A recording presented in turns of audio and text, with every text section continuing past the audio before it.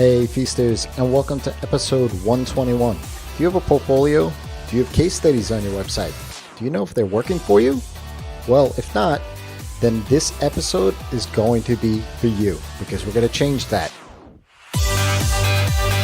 Welcome to the Ask Rezzz podcast. I'm Jason, and I'm here to help you get past those bumps in the road, those struggles, those things that hold you back from building an amazing and profitable freelance business each and every single day. And it's one thing to have a portfolio. It's another, though, to have an effective one that contains case studies to help convert those shoppers into buyers. See, I was speaking with some Feast members, and then again over the weekend when I was emailing my cousin's friend who was looking for a job about what makes a great case study. The conversations evolved into what goes into it, how do we craft it, how does it structure, all of these kind of things. We dove deep into these things, even workshopped some and outlined some initial thoughts onto a real live case study. The one thing that all these conversations had throughout was to keep in mind that it's all about the reader. The first thing I want to talk to you about is you want to write so your ideal customer can relate to the case study. If you have an ideal client in mind, then your case studies should only be about those types of clients. The reason for this is that you want the reader to identify with you and trust that you can solve their problem. The goal of any good case study is 1, that you show you understand the industry, 2, that you know the problems of that industry, and 3, that you can solve those problems with specific measurable results. Writing these case studies specifically to your ideal client will highlight all 3 of these things. The second thing I want to talk about is a case study needs to be written with a beginning, middle, and end in mind. A great case study will tell a story, and that's what a great story has, those 3 parts, the beginning, middle, and end.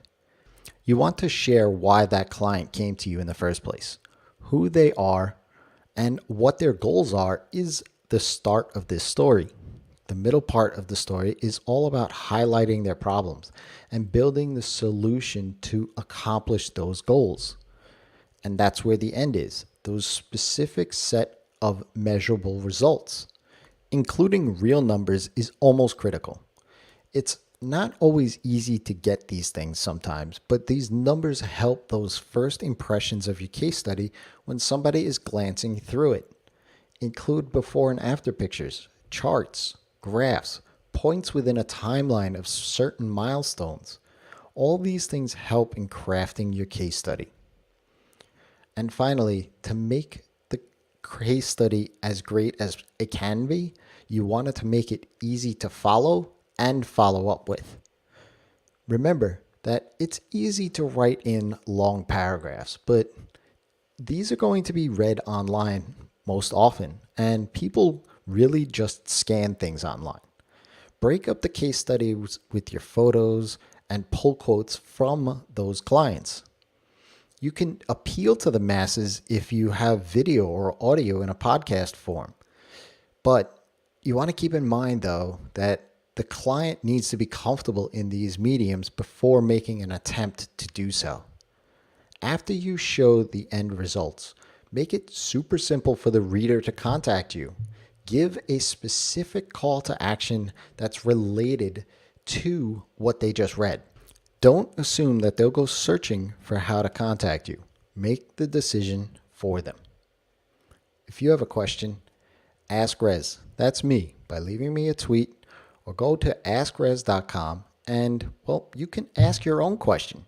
You could drop your name in and have a customized, built-out playlist of specific questions that are tailored for your business.